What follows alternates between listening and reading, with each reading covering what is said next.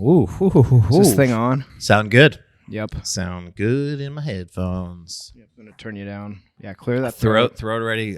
Immediately, as soon as the microphones come out, my throat just closes up. That's what happens. Should call you the throat goat. That's what they should call me. Yeah, absolutely. I think it's coffee. I think it's related to coffee, and I think that's what makes my throat kind of get really tight and close up like that. To coffee? I don't know. I think it just like is part of the experience. Should we just get into the show? Yeah, throat goat. Yeah, sure. Definitely. That's definitely what I want the opening to be for sure. Okay. I'm really pushing it. Yeah. Oh, yeah. Good. Nancy Reagan.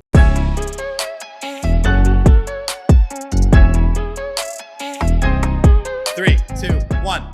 Kevin. What's up? Back in the New York groove. Yeah, again. You're here. It's like the 5th time we've been back. Back like you forgot something. Yeah, I don't think I forgot anything. But yeah.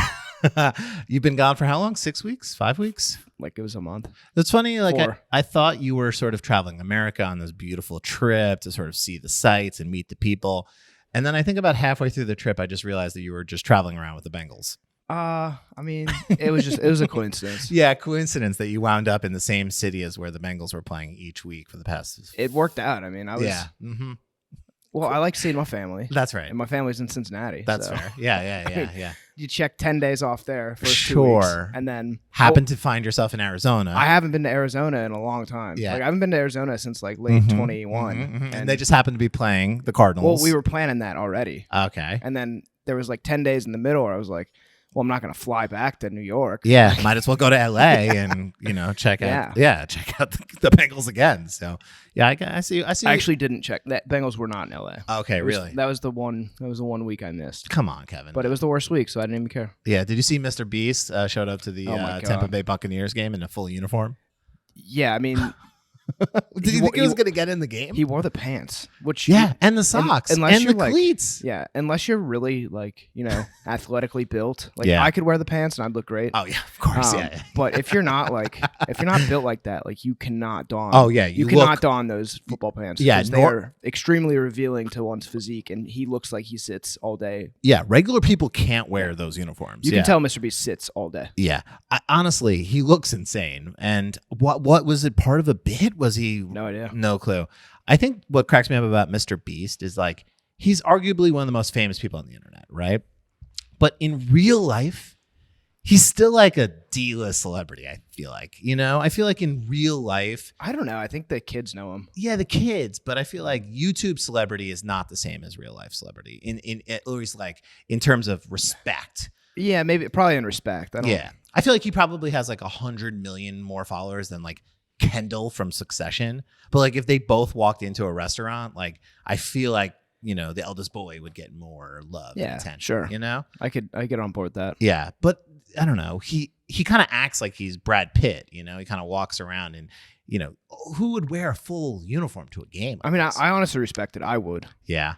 I mean, at that point, like you're missing out by he had no pads on. You're missing out by not wearing pads. Yeah, you need the shoulders to look big. And even like throwing some of the knee and the thigh pads, maybe some hip pads in there, could have given him a little extra dimension. Yeah. He rolled the sleeves up. I think, he's got a little bit of muscle. I saw some clip who said he was like working out or something. He was losing weight as part of the he is working out. Like he looks, he has like, he's done a good job in that regard. I'm ashamed. I don't want to body shame him. Yeah, but you can definitely tell he's a YouTuber by his lower half. he looks just flat. Yeah, the legs. Yeah, skipped leg day for sure. I guess maybe Halloween is part. Maybe is it a costume? It's a little early for Halloween. Too early. We're still like. That was like a week and a half out at that point. Yeah. Well, I guess this is technically our Halloween episode, right? Is this weekend Halloween? Yeah, this weekend is Halloween. I guess so. So next week will be the day after Halloween. Okay. So it's not going to be so spooky. So this will be the Halloween episode pre-Halloween, and then maybe a little post-game. Do you have a costume picked out? I think this is the first year I'm probably not going to. Whoa. But I say that now, but I may end up pulling something together at the last minute, which is kind of my MO. Part of same always. Part of my joy of this program and also the studio is watching you sort of and a lot of other people here get older. And part of getting older is what you just described is like Halloween. I don't know. Maybe I don't want to put in the effort and get all dressed up and do something crazy. But then what happens is you do that, and then last minute you get invited to something, and you have to wear a costume. You can't just show up with nothing, so you do it in the last minute. My Halloween weekend's pretty booked already. Wow, yeah, pretty stuffed. I'll say. Social I got social Kev. I've got several social engagements. 2 on Friday, 2 on Saturday. Whoa, flex alert. And then Sunday's blocked off all day to just lay on the couch and watch football. Watch football. Are you going to that thing in Bushwick with the big bikes? It's Red Hook. Okay, yeah. sure. Bike Hill. Bike Hill. Yeah. Yeah, I feel like you've been doing that multiple years. I'm gonna go early this year. And wow. Gonna have some fun. Yeah. If you see Kevin, a whole day of fun. You see Kevin on his bike at Bike Hill, give him a shout out. Tell him you're a fan of the pod. We have actually a bunch of Halloween stuff, Kevin, but let's start with the first one, which is Halloween candies according to Instacart. I've been seeing a lot of Instacart action. I feel like Instacart's making a big push here in terms of just, being a brand that everyone is aware of that you can order groceries from. I feel like they're leading the way here. Sure. So they have the top 10. We know we love a top 10 list. Are they really just hammering home on your algorithm? Because I think so. They want to get you. I don't use them. But like everyone is like Uber Eats and Seamless and GoPuff. It's like you can get groceries. I would consider using any of them if they, gave us some money to talk about them. I would use them. You bring up a great point. If any are listening right now, we will support you. Just send us anything and we'll give you free love on the pod. No, we'll give you paid pod. Love. Paid pod. Yeah, that's fair. This shit ain't free. Yeah, but real quick, let's give them some free press right now by announcing their top 10 Halloween candies of Instacart. 1, Reese's Peanut Butter Cups. I agree, the GOAT. Peanut M&Ms, Tootsie Pops, Twizzlers, Hershey's Milk Chocolate, Sour Patch Kids, Candy Corn, Kit Kat, and 10th is Starburst. I have a problem with Tootsie Pops. What is this, 1995?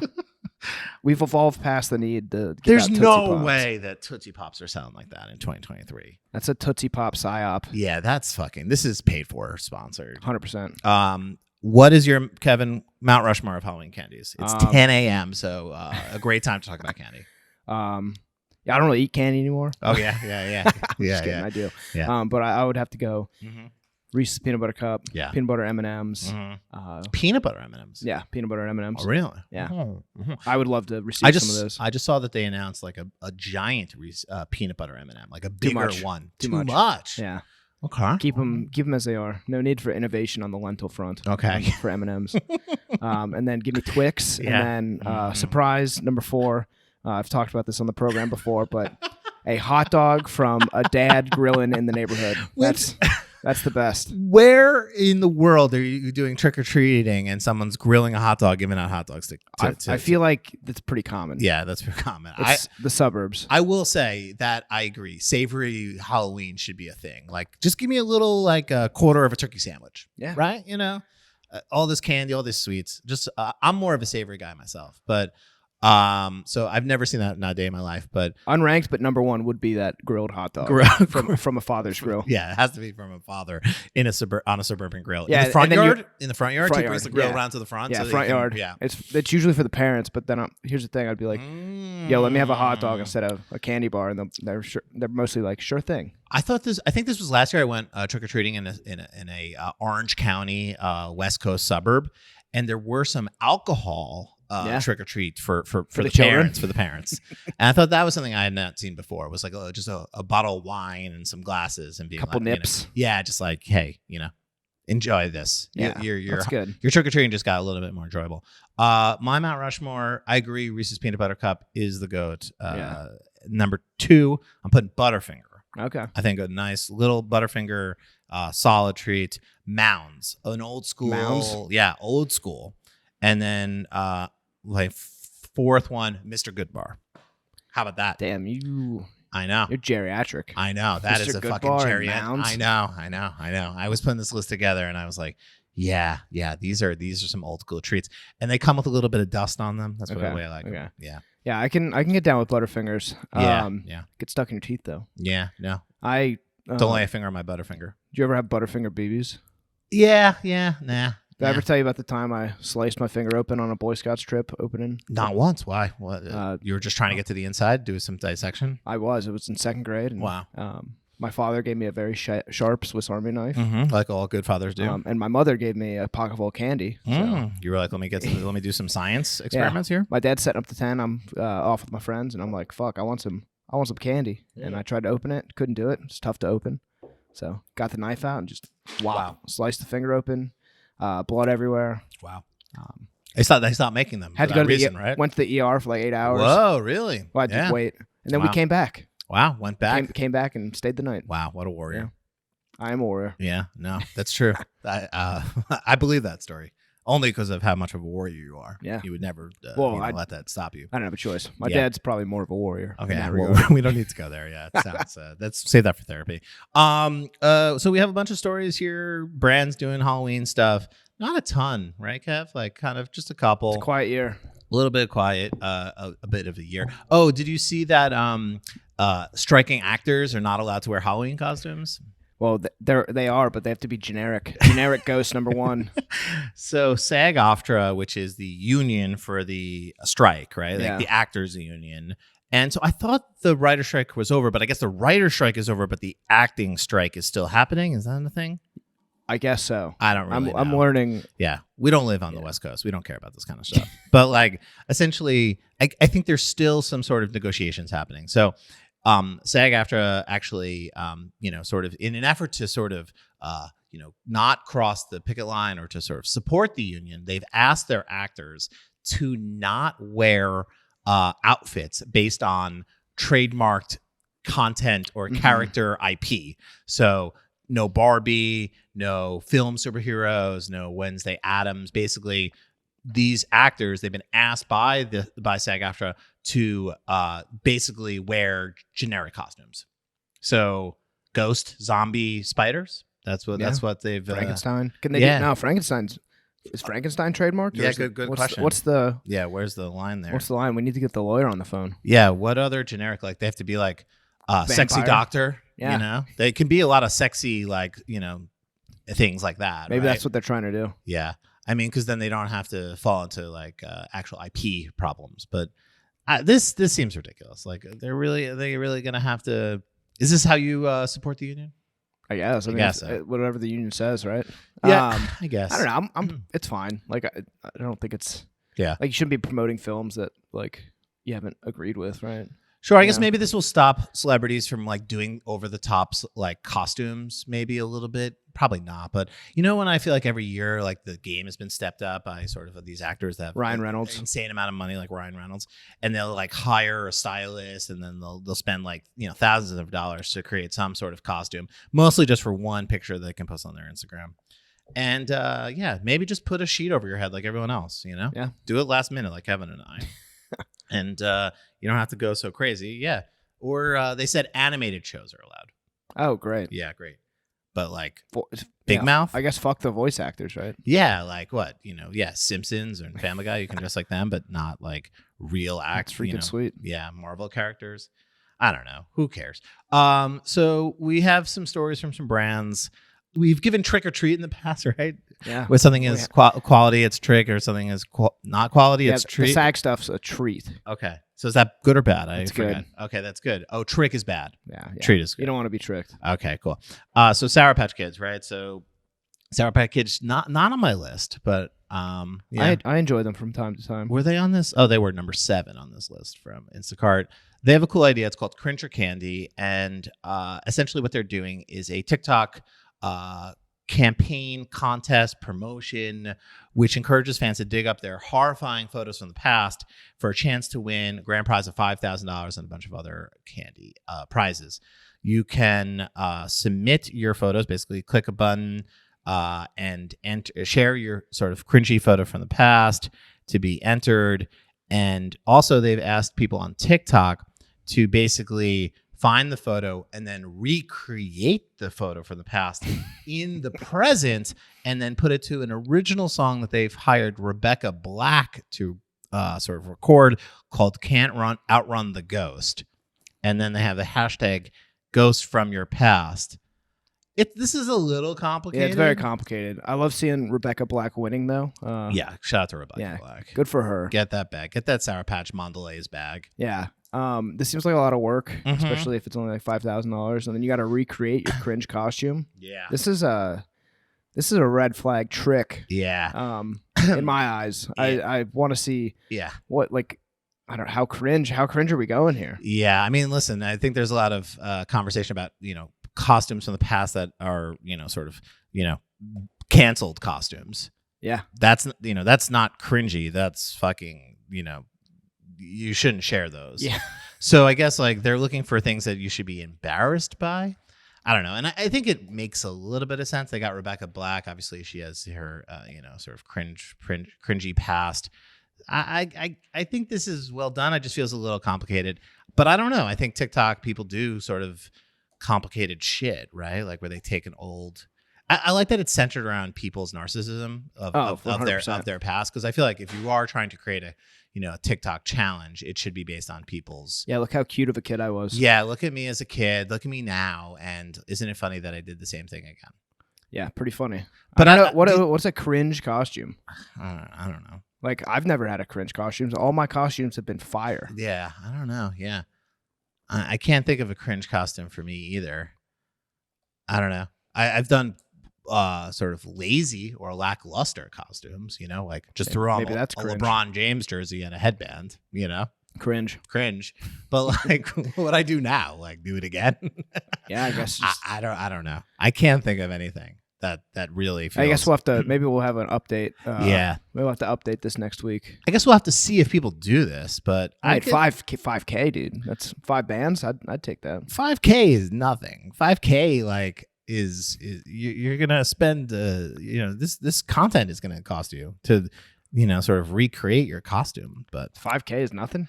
I don't know. It feels like a lot of work for $5,000, but maybe it's worth it. Maybe it's worth it, and maybe this will make sense on TikTok. But I don't know. I think they got an original song from Rebecca Black, Kevin. Pretty sick. Come on, you have to. You got to get involved there. Rebecca Black is popping.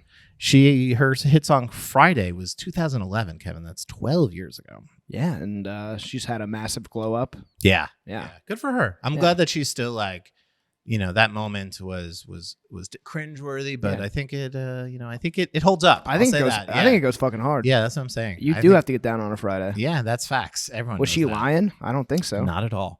Also, I love that she like recorded that song at like it was like in a mall. It's not at a mall, but it was like some guy. I'm pretty sure it wasn't a mall. Yeah, or like somebody in a mall maybe approached her. Yeah. It was a little talent agency. Yeah. But like, hey, probably the greatest success story of mall talent agency history. I mean, question mark. It's what's really interesting to me is like a lot of people get discovered walking around malls. Have you ever like realized that? Or like I hear a lot of interviews like I was just listening to Tom Holland on Smart List.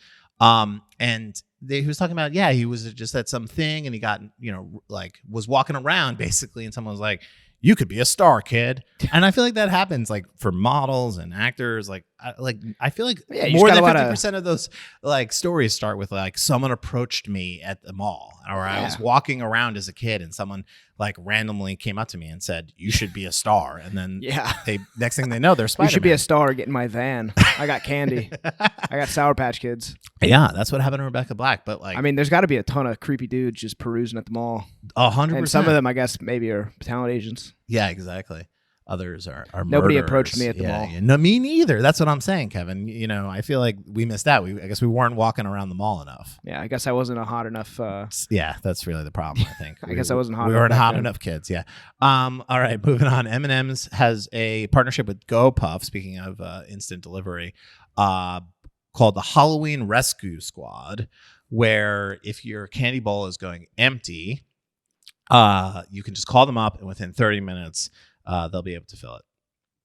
It's called Halloween Rescue Squad. I feel like maybe this is maybe like 3 people are gonna be able to do this. Yep. A recent survey commissioned by Mars found that nearly half of Americans who celebrate Halloween have worried about running out of candy for trick-or-treaters. Wow. Just get a second bag and put it in your house. And then even if it runs out, be like, we ran out. Yeah. Sorry. Be okay with disappointing people. Yeah, right? It's fine. Yeah. Early bird gets the worm. Yeah. So the thing that is interesting, I guess, is that they have the rescue squad will be on call starting at 3 p.m. on October 31st. We should call them. Yeah, and so they'll be able to just like under an hour get you delivery. I think most things deliver in under an hour these days, right? That doesn't feel like if they could do it in under 15 minutes. I don't know. I don't support the delivery economy. You don't think so? I don't support the delivery economy. Why? Because it's bad for the people that deliver. I mean, I just would prefer to walk my walk my tush down the street. Is it because people have to pee in jugs? How do you like that transition? That was a good transition.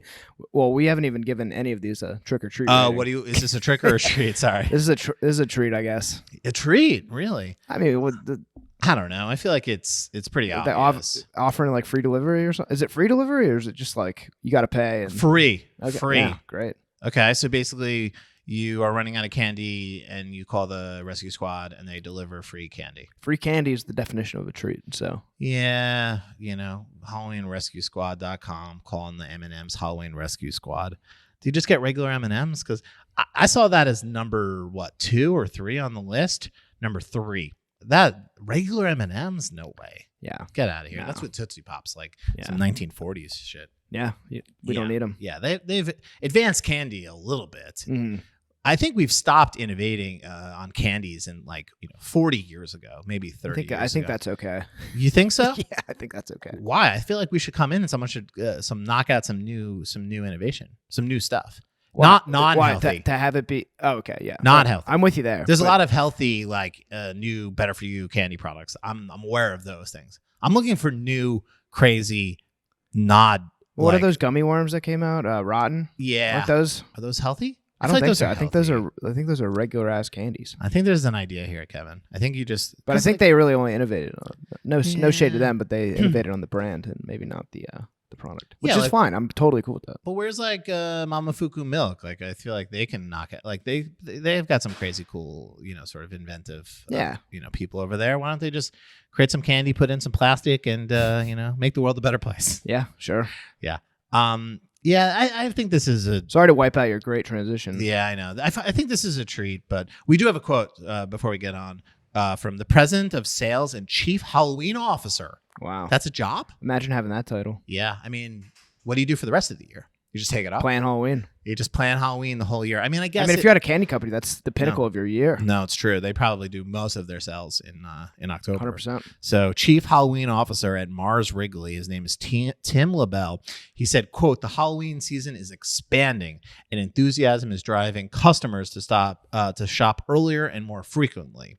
As the authority on Halloween, we plan for the season years in advance, to ensure we satisfy shopper needs. From our first ever M&M's Halloween Rescue Squad to new product innovations." This is what I'm saying. Where's the fucking product innovations?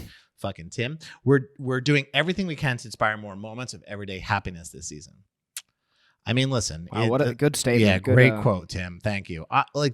I'm encouraged by the innovation. That's the thing. It's like, I think it was a good run for fucking Snickers and M&M's and Kit Kats, and I'm ready for a new crop of a new class. Yeah, those things I've had them 100 million times. Every year on Halloween. They're classics. That's fine, but I think I want some 2023 shit. I want something funky. Sure, fuck it up, someone. Well, they've spent years. Perfecting the recipes. Well, they've spent years preparing for this Halloween, Alex. What are they doing? They just partner with GoPuff and are offering free delivery of candy, which is cool. I get that. I think that's rad. The leaking of the consumers are shopping earlier and more frequently. It's a bit dark. Yeah. Why? Just getting ready? Too probably, hyped? Probably because they just roll Halloween out in beginning of September these days. I had a PSL this weekend. Oh, wow. Yeah, it was fucking delicious. Wow, good for you. I forgot they put whipped cream on it, too. That's a real nice treat. Talk about treat. That is. Wouldn't be a pumpkin pie without a little bit of whipped cream. Now, pumpkin spice lattes are, again, like I said, I'm good for 3 of them a year. And wow. I had my first one and putting up the numbers. Yeah. Doing the work. It was good. Alex is out there doing the work. Thank you. Yeah, thank you. You're welcome, Starbucks. I'm out here. And it was delicious. I will say, enjoyed it. In DC, it was a kind of a cool fall day. PSL, UGG boots, flannel, all of it. Was the Starbucks littered with people wearing suits? There was literally no one there. It was nice. Empty. I think people don't spend a lot of time in DC on the weekends. It's more of a week, I believe. Maybe. Are you aware of Tony P? No. Tony P is a influencer. He's a 25-year-old consultant who's a bachelor living in DC. Okay, yeah. And he vlogs his life, and it's here's my fit for going out for drinks today after work. And it's this is your guy. It's like a quarter zip, and it's casual sophistication. And then he always cooks, and he's recently taken to cooking in his work clothes, which is a suit. So, and he leaves the jacket on, and he's making this like fish that like doesn't look that appetizing, but very sincere and like.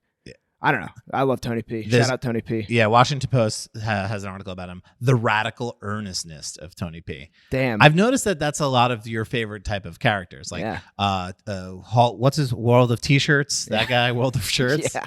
Radical earnestness. These are the guys that really Kevin follows on the internet. And there's a wave, I guess. I'm Tony P. pilled. Yeah, you love him. Didn't he like go to a Ravens game or something like that, and then they lost or something? I don't know. Remember story. Okay, Kevin, we got to move on. So there was a big story. We missed it, and we're gonna have to run it back here. I didn't see a ton about this, but so I don't think it's too old of news. Travis Kelce is dating. No, I'm kidding. Truckers are not getting attention as as other blue collar workers. Kevin, are you aware of this? Yeah. There are people that are out there. They drive these big trucks on the road, but delivery, as you mentioned, fast. People are expecting faster and faster deliveries. I know. The expectations of the current society we've built are increasingly demanding on people who are delivering things. That's right. Jeff Bezos is the sole problem. Yes. But people are not. Their expectations for delivery are insane, and so people have to drive these trucks, and there's a lot of pressure on them to get from one place to another without making stops. So what are they doing, Kevin? Pissing in jugs. They're peeing in jugs. And so at truck stops, there have been a sort of problem where there's a lot of jugs just left on the side of the road full of piss. Yeah. I mean, it's an epidemic. There's piss jugs everywhere. Yep. So piss bottles, piss jugs. Yeah. People are not aware of this problem that's happening. And so someone, and I don't know who, Kevin, do you know who's behind this? I think it's a truck stop. Okay. So a truck stop is like, had enough of this is what the story is. Yeah. They're trying to create awareness. So they did something brilliant, which is they created a mascot called Piss Jug Man. And it is a giant yellow jug costume with the words Piss Jug Man on the side. Now this is why we do the show. This is why I wake up every morning. Yeah. This is for the shit type like of stuff. This is the best brand mascot of all time. Yeah. Hands down, no question. I'm looking at it a little closely. It looks a little handmade. Good. Yeah. But part of it looks pretty legit. It's just a jug. It looks like a Gatorade bottle almost, with a black top. It's got a very angry face at the top, which I also really like. Kind of like a jack-o'-lantern. Yeah. So fits right in with our Halloween theme. And then the words Piss Jug Man on the front. That's what I should have been Piss Jug Man for Halloween. It might be too late. But yeah, you could pull this off, though. Who do you got? A couple days? Yeah, I got about a week, right? Yeah. So definitely a real mascot, not photoshopped, which it kind of looks like maybe it is. It has a bit of an AI, but I can see the way that they've done the script is pretty fucked up, and so you can tell it's got to be real. And he's taking pictures with fans, except for you got to pay him $5. Good, yeah. I think I might just start doing this as a side hustle. So bump it up to Brooklyn prices. We'll charge 10 for Piss Jug Man. Yeah, so he's here to make sure that you're in trouble if you don't throw them away properly. So that's what his mission is, to create change in our world. He's trying to get people to throw away the jugs. Yeah, I mean they are quite a problem. If you've ever stepped on one or run one over, or the liquid doesn't age well. Well, is what I'm saying. We don't need to get into the details here. It doesn't age well, and especially when it bakes in the sun on the hot pavement. Gross. Really gross. That shit's nasty. And we gotta get these truckers need to be going to the bathroom in a toilet. Let's start there. Yeah. But if they can't, then properly dispose of it. Throw it in the trash. Well, I love that we as a society love a mascot. We love a mascot, especially like a deranged and weird mascot. And so this is fantastic. Yeah, really good use of probably $100 to create this costume, and 100%. They probably made that plus more. Yeah, plus more just on the photos. pictures. Yeah, just on the photos. It's unclear what he would do if he sees you, kind of sort of putting a jug on the ground or just disposing it at a rest stop. But looks like he'd kill you. Yeah, it looks like he was a sort of superhero, if you will. He looks kind of jacked too, but I think that's just the costume. But yeah, this is a real story and a real thing, and not our only piss jug story of the week. Wow. Which is really shocking. The other story comes from the Die-Line, the dieline.com, the number one place for packaging news, packaging conferences, And piss jugs, in sustainability, and the Die-Line Awards, which is now open. This is an early contestant for me for Fronty of the Year, which is our award show. What's an early contestant? This new coming up story? Yeah. Okay. The Amazon, the person who's literally bottling up Amazon drinker urine and selling it. Amazon delivery driver urine? Yeah, Amazon. What did I say? Amazon drink. Amazon drinkers. Amazon drivers urine. Yeah. Not. And so this is the first time that I was made aware of, not this story, but this is how I found out that this was a real problem, was that I think it was a couple years ago that Amazon drivers were complaining and having a hard time with the fact that, Bezos clocks these people as they are sort of like in these giant warehouses. And so they have to sort of get the products, because God knows how they have every product you ever want to deliver in these giant warehouses. But the fact that you have to go find the right product on these sort of shelves, then deliver them, you don't have time to piss. So unfortunately, people are just peeing in jugs. It's an epidemic. It's a productivity epidemic. Yeah. And we need to solve it. Yeah. So there's two solves. One, mascot, love it. Two, package design. So someone piss jug is package design. Yeah, his name is Uba Butler. And so he is a artist, designer, creative young person. And he created a documentary and also a package design where he went to Amazon fulfillment centers across the world and collected bottles of driver pee and then turned that into an energy drink. And has packaged it. It looks like Prime. Yep, it does look like Prime. So basically, if you picture a bottle of Prime, picture a yellow bottle of Prime. And instead of Prime on the side, it says Release Energy. And is he selling these things? Allegedly, they sold them on Amazon. And did they take them down? The Vice Instagram post said that it was a number one seller on Amazon. Wow. Cool. It's part of a documentary called The Great Amazon Heist. So I guess he's making or made a documentary all about Amazon. This is a big part of the story. And this is just a great way to promote it. I think they need to team up. I think the documentary Piss Jug Man Uba and Piss Jug Man, they need to sort of join forces here. That'd be quite the team. Yeah. I love the packaging. I mean, I think it's one of those things where, create a product, great marketing, get it out there. And I'm now interested in watching this documentary. There's an article on Vice. Well, in the 6-minute.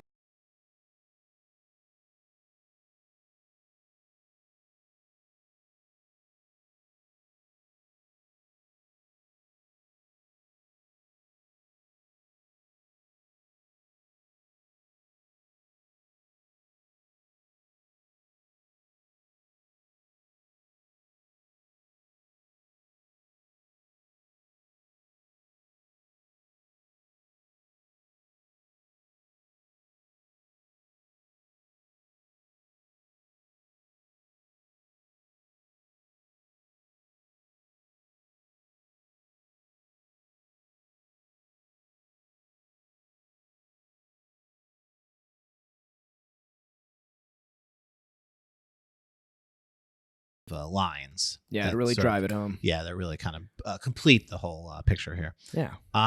No, these are two brilliant marketers. I think that's why, Kevin, you're right. This is why we have the show, because Sour Patch Kids out here making TikTok contests with Rebecca Black and a website and a hashtag and all that kind of stuff. Will people engage with that? I don't know. But this other genius, Uba Butler, is also creating sort of great marketing in different ways. Yeah. Using branding for the betterment of our society. Both of them. 100%. For the truck drivers and the Amazon fulfillment guys, we salute you. You know what? Maybe I don't need that book tomorrow. Maybe give me that book in 3 days. I'm okay with that. If there was an option that said, let my driver use the bathroom and I'll take my driver piss. Yeah. Like I'll take that sort of those socks that I ordered on Friday instead of Wednesday. I'm okay with that. Yeah. I'd pay extra couple bucks to let the drivers go to the bathroom. That's what I'm saying. Yeah. I think that'd be a very I don't know, but people are going to pay extra. But just I'm okay with my delivery not coming within 10 minutes. I'll pay That's what I'm extra saying. because I'm that good of a guy. I don't know about all that, Kevin. Yeah. I'll pay. I'll pay at least. I'll pay 50 cents. I'll pay maximum $2 to let my driver go to the bathroom. Wow, salute this. And if everybody paid an extra $2, I think all of our drivers could go to the bathroom. Wow. What a hero. Probably even the truck drivers too. Yeah, amazing. One last story, a bit of a hard pivot, but it's a story that everyone's been talking about because it's a part of a trend, and that's the de-scripting of America. So, okay. We're going to take this very hard pivot from peeing in jugs to the last story of the day, which comes from Fast Company. Also, there's a story on the dial From pissed to pissed off. Wow. People are pissed off. I don't know about Eddie Bauer, but Johnson & Johnson was one of the first brands to really start this kind of movement and essentially got rid of 130 years of sort of history by just essentially ditching their sort of famous script logo and going to a sans serif. Eddie Bauer is now here as well. They had sort of an iconic script logo and has decided to go with something a little bit more tangible, a little bit more legible. And both case studies or both sort of press releases cited the fact that kids are not being taught cursive in school anymore. Thus is the reason why they needed to change their retailers' logos. Or businesses' logos. Dang. Which, Kevin, we've talked about this in the past. You know, people don't use typewriter fonts. So good reason to get rid of typewriter logos. Kids aren't reading cursive. They can't read it. Mm-hmm. So they don't even know. It just looks like scribble to them. So we got to change these logos, right? Yeah, I mean, I think makes a lot of sense. I've heard. I can't remember who said this, but a wise man once said, "Brands are a reflection of culture." That's and right. That's when the culture runs out of use for cursive and they throw it in the trash. Yeah. So should brands, right? Yeah. So Gen Z, doesn't read cursive. They literally cannot read it because they're not being taught it in school. I think that's a bit of a cap there. I think they're totally capable of reading it. I think they're just lazy and they don't work hard enough to read. Yeah. The kids. You're blaming the kids for their laziness. Well, I mean, I'm blaming these brands for manufacturing a reason to go away from whatever it is they want to go away from. See, I think they're just using this as an excuse, like being real for a second. Like I think the companies they just want the script fonts look dated, like they look heritage, they look old school. And, they're looking to get a more modern audience. And so kind of moving away from the script to something more modern is what they're trying to do. I do feel like Eddie Bauer's case is a very, I think theirs is probably the worst. Because, if there's anything you don't really need to be more modern in, it's out. I guess you want modern gear, but I don't know. There's a little heritage isn't a bad thing as opposed to down jackets and shit like that. Yeah, I think it's the problem I have with Eddie Bauer's rebrand is that it literally looks so generic. Like it went from a script logo that at least has some history, right? It has some value in the fact that people recognize it. I remember Eddie Bauer had a car. Remember there was a Eddie Bauer edition. Are you thinking LL Bean? No, it's Eddie Bauer car. It was a Ford Explorer. Yep. Yep. Ford Explorer, Eddie Bauer edition. It was and they had the little script on the side, and it was for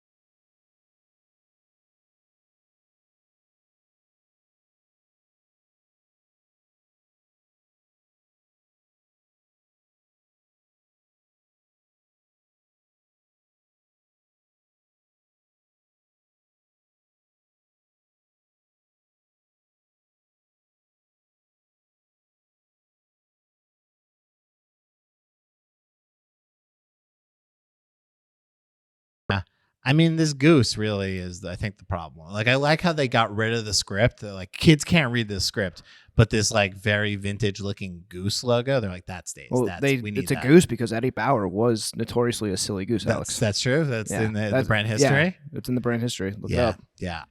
This reminds me, Kevin. I want to do that show. I should tell it. I shouldn't say it on the program because I'll be giving away one of my best secrets. But drunk brand history. How's Drunk that sound? brand history. Yeah. So remember the show Drunk History? Yeah. So we're just ripping off other shows. Yep.